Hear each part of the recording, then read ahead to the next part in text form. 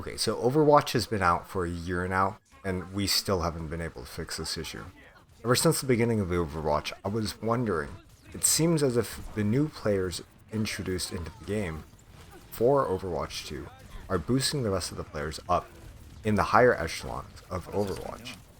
Everyone else who has been playing Overwatch 1 has had their rank inflated, and there was no adjustment in the ranking system.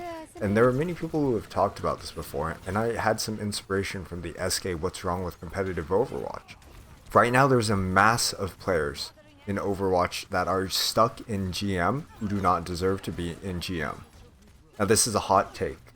If you're playing a game of Overwatch 2, and you're looking at your teammates' profiles, if they played Overwatch 1, let's say if they were Diamond, in your game, in Overwatch 2, they're probably in Masters.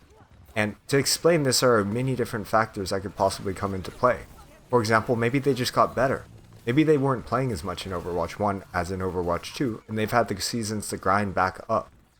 But I'm here to tell you, from a coach's perspective who has been coaching for years in Overwatch 1 and looking into Overwatch 2, the skill of the players who are in Grandmaster now is not even close to the skill of the players who were in Grandmaster in Overwatch 1. Low Grandmaster is just the start of it. When you look at GM5, I would say if you were playing in about mid-diamond from Overwatch 1 into Overwatch 2, especially if you were on support because of the balance changes of the game, you are probably in at least low GM now. That's an entire 1.5 rank up for some players. And what this is doing is it's completely destroying the ranking system for the higher GM players. The difference between a high-level GM1 player and a very low GM5 player isn't necessarily shown in the rank. But behind the scenes, Blizzard's matchmaking rating for those players are extremely different. But here's the catch. When you queue as a GM3 and you're constantly playing against the GM1 players, you have this exponential curve of skill, in which the GM5 players on your team provide a terrible experience compared to the GM1s on the enemy team. And you get this really unbalanced matchmaking. And this just isn't in comp by itself. We can see this throughout all of the game modes because of the way Blizzard balances their matchmaking. This is a huge problem because it also affects scrims and higher tier matchmaking into all the way up to, I would say, OWL even. The players who are playing competitive and grinding and trying to become better at the game are having a worse matchmaking quality because every once in a while, not to say that it happens very often, but you're going to be put with a GM5 who's really a diamond in Overwatch 1.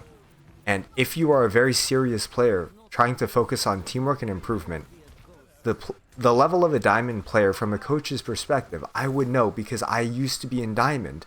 I used to be that guy who gets into the GM matches and gets stomped in Overwatch 1. But now, seeing it in Overwatch 2, it happens 2 to 3 times more often that you're going to get a player who has no idea what they're doing in Overwatch, in your game, where you're trying to play very seriously and competitively. And this doesn't even apply to only GM. It applies to all the ranks underneath, all the way until I would say about Plat, where the majority of the new Overwatch 2 players are coming in and inflating the rest of the ranks. And so what this means is the tier 3 scene is fucked right now. Over the past year, I have jumped around and looked at as many teams as possible and tried to coach as many tier 3 teams as possible and get teams from, let's say, bottom 100 OD into top 30 OD and trying to coach those players individually and as a team. I do it all for free so then I can see and try to help as many people as possible. And in my experience, the Overwatch 1 teams at 4.5 right now versus the Overwatch 2 teams at 4.5 are insanely different. The amount of Overwatch understanding of macro and of the game itself in the 4.5 players now is insanely low compared to the standard of Overwatch 1. 4.5 used to mean near contenders level. We're 4.5 now, and it's also kind of a culture thing in Discord. When you're searching for a scrim, you say 4.5, and you look for a 4.5 scrim. But when you see the quality of players versus a top 10 OD versus 4.5, those used to be synonymous between top 10, top 4, maybe even some contenders teams being able to play against each other. And this isn't a balancing a skill difference issue when it comes to how the game is made. This is completely a lack of transparency in our ranks to be able to gauge players at the right rank. And so this also extends all the way down in scrims for players in 4.3, 4.2, 4.14, 3.9, 3.8, 3.7, 3.6, all being insanely inflated. And so not only does Blizzard's lack of transparency in their competitive system and rank inflation affect the competitive game, it also affects the competitive game that's outside of just the competitive part of Blizzard. Which, when you are trying to become a serious player, any contenders, any tier 3, and even OWL players will tell you, you need to join a team.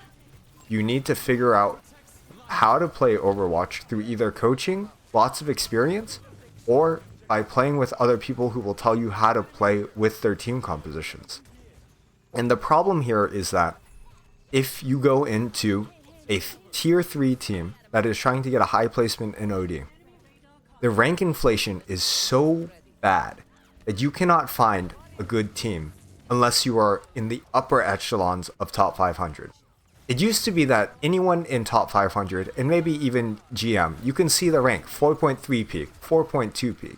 Now it's just GM1. If you want to try to get into contenders, if you want to try to get into OWL, if you're even anywhere below tier 3 and you're looking for a team that suits your skill level and for you to be able to seriously improve in the game, it is a terrible situation right now to have to go in and seed through all these teams because not everyone is at the same skill levels. And this isn't because of some random offhand variable. For example, some players have really good mechanics versus really good game sense. This is an insane rank inflation that has widened the accuracy of the MMR in ranked for Blizzard. And because of Blizzard, we now are stuck under the bus in the open, just dry out here, essentially guessing where players' ranks are. Now, I'm not bashing Blizzard for implementing these changes. I would love to see the game revert back to its old self in terms of how we rank SR and how transparent the players' ranks are, so then we can at least understand how to deal with the rank inflation. I want this game to succeed, and in order for us to do that, we need an accurate system to be able to reliably judge a player's skill level and be able to use that so then the matchmaking system itself and the cultures that we create from the game are not completely inefficient and unoptimized, poor, sloppy experiences where we have to guess and we have to go through watching all these tier 3 teams join together, find players, rotate through players over and over and over again because we aren't able to see the players who are fully qualified for their positions. If I were to suggest a solution, I would love to just see the old SR system back with no SR cap. It's okay if one person ends up getting 7,800 SR and the rest of the GM players are infinitely lower on the top 500 leaderboard. The cards aside, which is a totally different other conversation for another day, the skill level and matchmaking of the game is suffering because of Blizzard's lack of transparency for SR inflation. There are a couple of different reasons why Blizzard doesn't want to revert back to the old SR system. One is because they're afraid to make this mistake. No one wants to admit that they're wrong. Even me. I don't like to admit that I'm wrong sometimes, and this take might be completely wrong. But what I think that Blizzard is doing is they don't want to seem like they're weak in their plan, or they don't want to go back and say that we made a boo-boo, we need to recorrect this mistake, and we need to do it now. What instead is happening is we're doubling down on the mistake, and it's slowly impacting all of the ranks like a plague and going down. I'm not sure if you felt it regardless of what rank you are. Even in the lower ranks, it could also be affecting. I'm not exactly sure because I haven't coached too much in the lower ranks, so I can't speak for that part of the player population. If you've experienced a similar situation or noticed this rank inflation, I want to hear your experience in the comments because I want to know every single perspective that's happening because of the rank inflation. I'm going to be posting a lot of guides, coaching, and hot takes on Overwatch, so make sure you're subscribed and thank you for watching.